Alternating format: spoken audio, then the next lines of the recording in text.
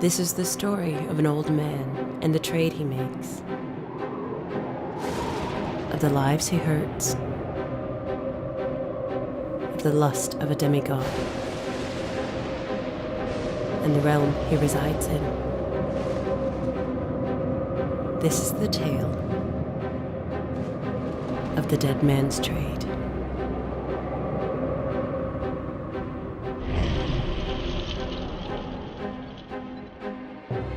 Here is where the old man named Emile lived, in a quiet hamlet, in an elegant house. Over the years he had learned of black magic, the old laws, and an ancient talisman that opened a doorway in his room to the land of the dead, by breaking down the veil of reality, summoning the king of the dead. So, you wish to make a trade for more life? No, there is little of interest here. He admires Emile's granddaughter, Elena.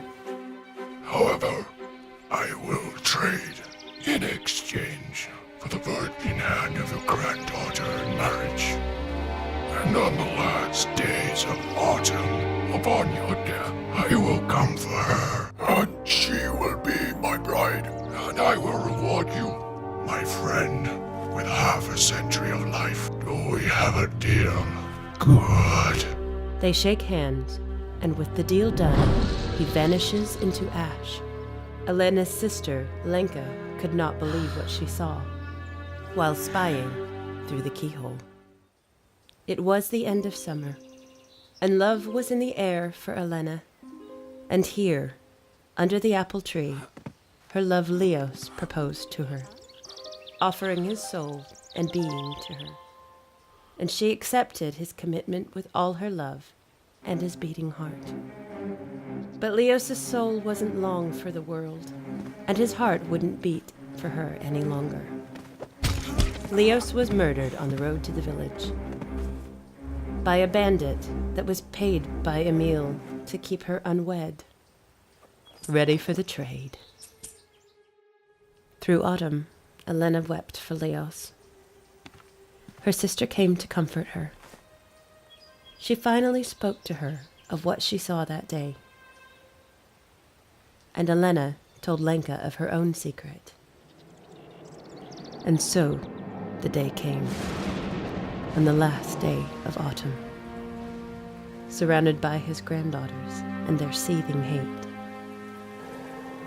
Emile drew his very last breath and died of old age. Elena was taken to the underworld. On a carriage, driven by a forgotten beast, into the unknown, alone.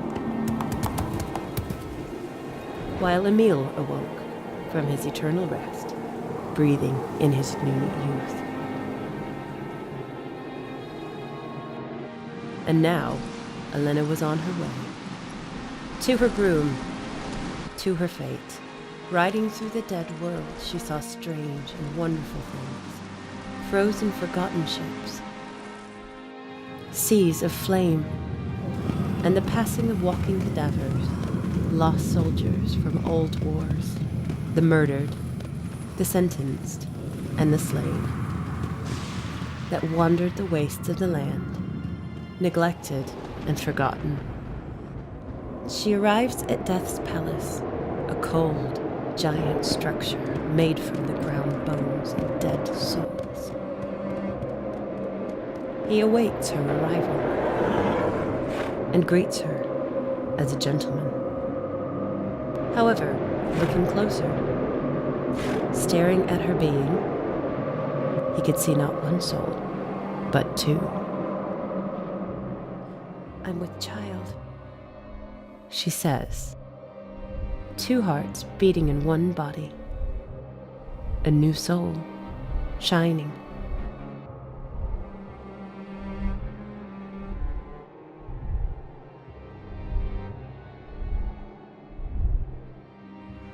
Leave this place. I have no need or want for you now. and he left, leaving Elena alone in the eternally forgotten world. But she knew, in her heart, she could find him again. At his house, Emile gloated at his new youth, able to breathe without coughing, able to see without squinting, and able to walk without a cane. But his youth was not to age. Death rose from the ground in livid anger. You broke the deal, Emile. She was not pure. Your soul is mine. And with a slice of his scythe, killed him, ending the deal. Claiming his revenge, Death returned to the underworld, taking Emile's soul with him. Lenka and her daughter stood by Emile's corpse. And although Elena was gone, she might have helped save her niece from a similar fate. Sadly, Elena was lost to the land of the dead, with no map or direction. She finally collapsed to the ground in exhaustion. And then a shadow moved over her torn state. It was Leos.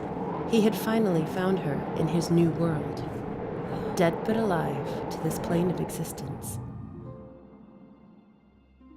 Because of her love, she decided to stay with him and their new child, here in this world of the forgotten, the undead, under the shadow of gods, forever.